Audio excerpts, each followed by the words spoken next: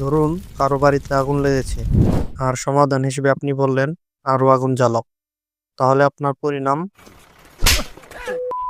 তবে ধরুন কোনো এক বিশাল জঙ্গলে আগুন লেগেছে আর সেখানে গিয়ে আপনি বললেন আরো আগুন জ্বালাও, তাহলে আপনার পরিণাম?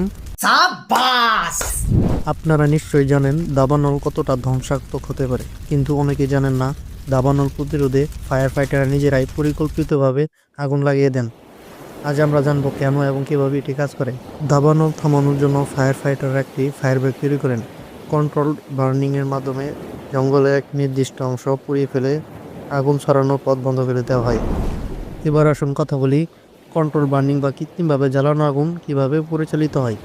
আবহাওয়া, তাপমাত্রা, বাতাসের গতি ইত্যাদি বিবেচনা করে পরিকল্পনা করা হয়, এলাকা নির্ধারণ করা হয় এবং মানুষ ও সম্পদের নিরাপত্তা নিশ্চিত করা হয়। ফায়ার ফাইটাররা বিশেষ সরঞ্জাম ব্যবহার করেন। আগুন লাগানোর সময় নির্দিষ্ট এলাকা ঘিরে রাখা হয় এবং আশেপাশে পানি বা ফায়ার ব্রেক তৈরি করা হয়। পরিকল্পিত এলাকায় ছোট ছোট অংশে আগুন লাগানো হয়। ফায়ার ফাইটাররা আগুনের গতি এবং দিক নিয়ন্ত্রণ করেন। বড় দাবানল থেকে রক্ষা পেতে মূলত কন্ট্রোল বার্নিং করা হয়, অর্থাৎ নিয়ন্ত্রিতভাবে আগুন লাগানো হলে বড় ধরনের দাবানল থেকে মানুষ ও প্রকৃতিকে রক্ষা করা যায়।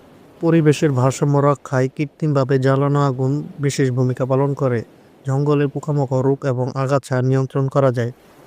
কৃত্রিমভাবে জ্বালানো আগুনের ঝুঁকিও কম নয়।